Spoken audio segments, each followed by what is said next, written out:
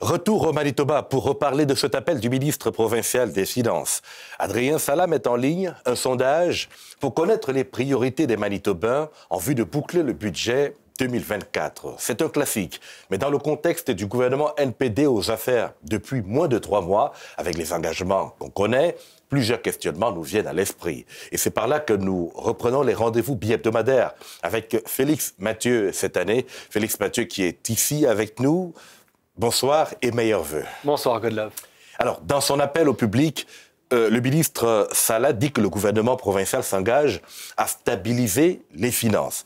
Quel commentaire vous inspire cette approche en prélude de budget 2024? Oui, alors c'est vrai que c'est un classique, c'est-à-dire que les gouvernements tendent à solliciter l'avis de la population, à savoir est-ce qu'on veut tester des idées et si celle-ci est vraiment très populaire, bien, peut-être qu'elle va se retrouver plus haut dans le budget. C'est un exercice de communication politique. Mais ce qu'on tente de faire en ce moment, selon moi, c'est beaucoup plus que ça. En fait, on est devant la réalité qu'on a moins de ressources fiscales qu'on croyait disposer en prenant le pouvoir, qu'on a fait des promesses électorales qui sont très coûteuses et qu'on veut équilibrer le budget également au terme du présent mandat. Et donc, ce qu'on cherche à faire ici, c'est de trouver, à travers l'opinion de la population, un raisonnement pour dire, bien, finalement, cette promesse que nous avons dit que nous allions réaliser, nous allons la mettre de côté, ou plutôt nous allons y aller avec la pédale douce. Donc, ça offre une porte de sortie légitime, glorieuse pour le gouvernement en disant, bien, c'est pour ça qu'on ne le fait pas, c'est pas parce qu'on recule, c'est parce que la population nous le dit. A choisi ci ou a choisi ça.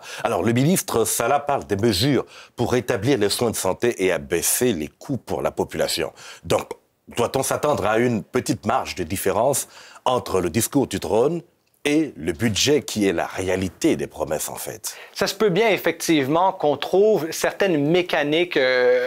On va brasser les cartes de savoir comment est-ce qu'on va utiliser les fonds pour en venir à réaliser. Les finalités vont rester les mêmes, mais ça va être les moyens qui n'étaient pas présentés dans le discours du trône qui, eux, vont être finalement mis au jour. Donc oui, il va y avoir un décalage. Ça va être en continuité, mais peut-être qu'on n'ira pas aussi loin que ce qu'on avait eu à l'esprit à l'époque. Surtout que le discours du trône avait été très précis à l'époque. Exactement. Alors, l'autre pan majeur de l'actualité politique sous les radars, c'est la rencontre des délégués du Parti progressiste conservateur samedi prochain. Et ils devront statuer sur les règles qui régissent la course au leadership du parti. On le sait. Ed Stefansson cherche la porte de sortie. À quoi faut-il s'attendre à l'issue de cette rencontre dans les débats? Oui, alors samedi, en fait, il y a un débat principal. Il va en avoir plusieurs, mais il y en a un sur lequel il faut mettre l'attention.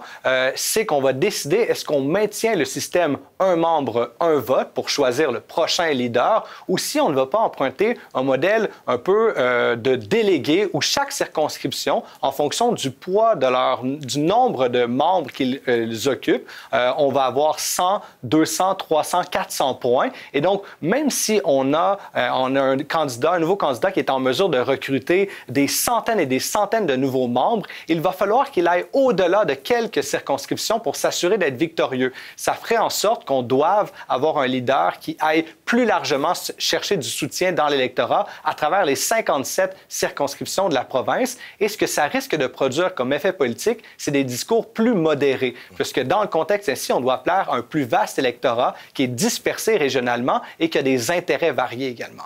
Des discours plus modérés qu'on peut obtenir, mais ça peut compliquer la tâche pour trouver la perle rare pour la succession de Ed Stefansson. En fait, ça complique assurément la tâche aux potentiels candidats au leadership, en ce sens où ils vont devoir se déplacer, elles et ils vont devoir se déplacer partout dans la province et non pas concentrer leurs efforts dans une région, là d'où ils proviennent, par exemple, où ils ont des appuis locaux très forts. Donc, ça va les amener à se diversifier dans leur discours, mais également là où ils vont le présenter, ce discours-là.